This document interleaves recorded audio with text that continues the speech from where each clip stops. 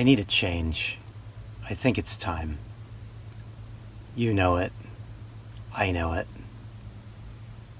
It's gotta happen. So I've had some issues here in the van, it should be said.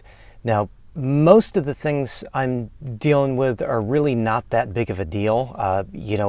I can work around them, and it's just not that big of a problem for me to have to invest a lot of time into fixing things.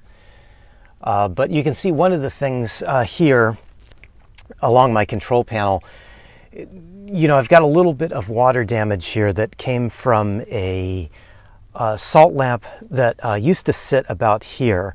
And once I got up to the Pacific Northwest here, that salt lamp started to collect water, and that water started to drip down, and then it ruined the wood along the control panel here. And now obviously that would be a fairly cheap and easy thing to fix, although it is going to be a little bit time consuming because I've got all these little switches and cables and things to work around, and so that's not one of the things that really bothers me all that much, although for some reason it is starting to get a little bit worse. This is not real wood, it's kind of pressboard or MDF or something, and so it is starting to get a little bit worse, and so I am going to have to do something about that.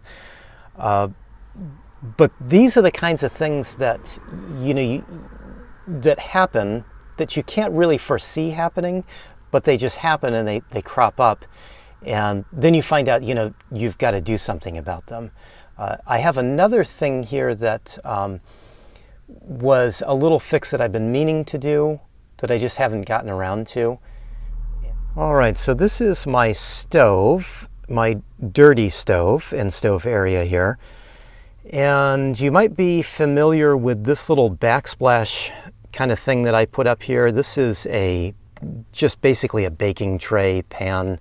Now I chose this pan specifically because of the shape of it.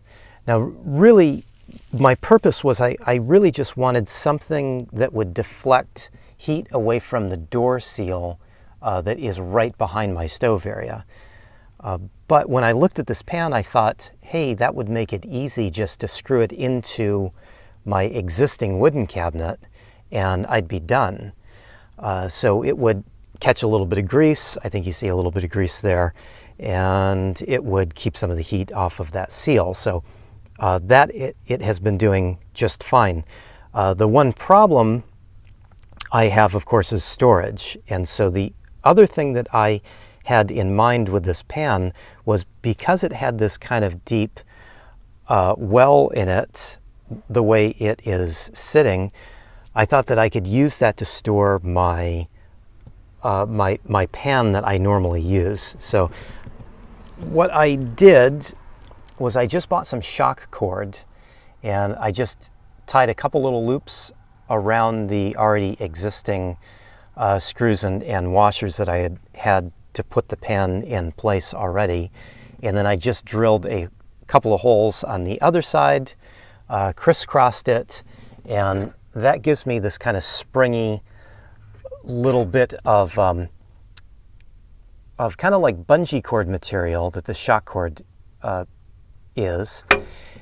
And what I can do with that is I can take my pan that I normally use.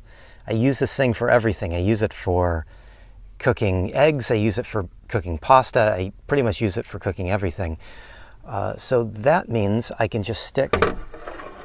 Okay, so that was pretty much impossible for me to get this pan back in this little X of shock cord with one hand. But anyway, that's where it stays when I'm not using it. It holds pretty tightly, but yet the shock cord is springy enough that I can just pull the pan right out of there without any trouble. And I've been driving around like this for about a week now, using this for about a week now, and it has been working absolutely marvelously.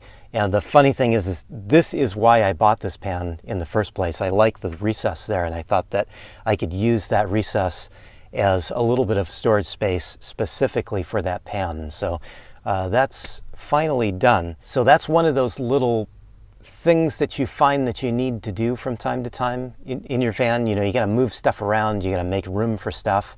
When I bought this pan, I just really didn't have any place to put it, and it's been an issue since I bought it.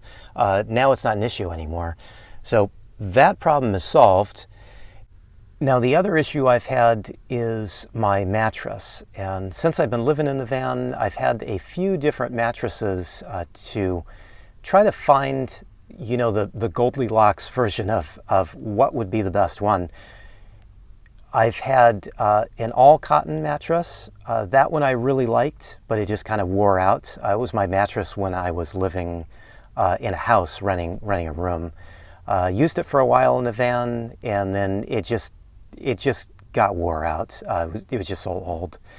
Since then, I just haven't found a really good mattress that I liked, that worked in the space and also worked for me. You know, mattresses are really particular, you know, and everybody says, oh, this is the best mattress and you should try this one. And I usually disagree with almost everybody on them. I like a firm mattress. And so what I did here recently was I went to Fred Meyer, which is part of the Kroger chain, I believe.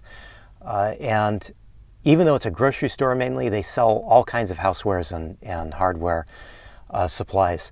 So they actually sell camper van foam, and it's actually the perfect size for my bed here, as long as my bed is in sofa mode.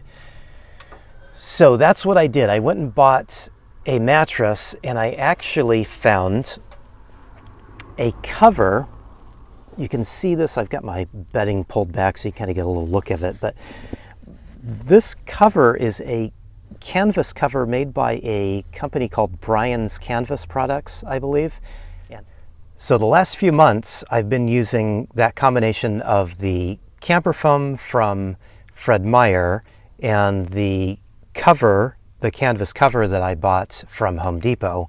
And it's actually been working out very, very well. The canvas cover has some PVC on the back side of it, so it keeps the foam clean and dry and no issues.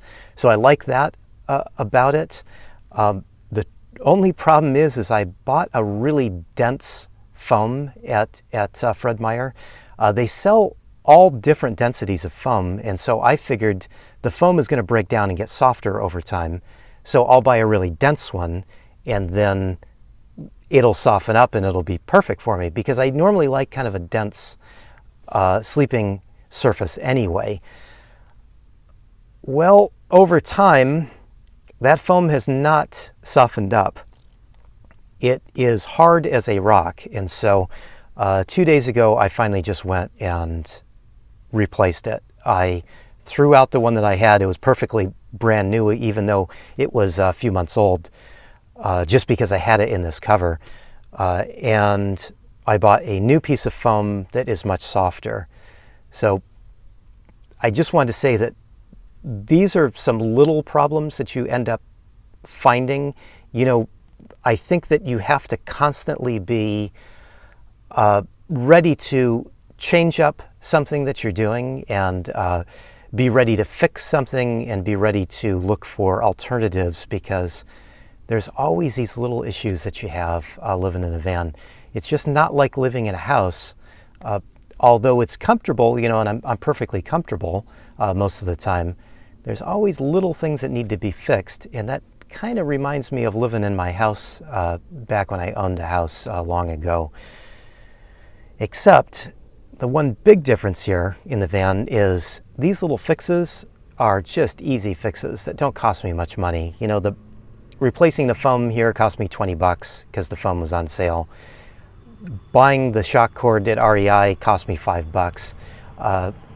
Both of these things were little bits of money, tiny bits of time, and yet, you know, it solves my problem completely, and I'm happy again. So,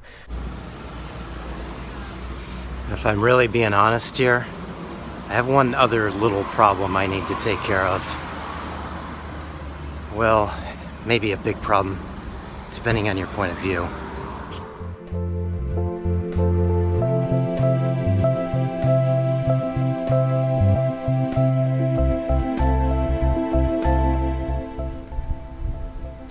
Okay, problem solved, I think. Are we all happy now?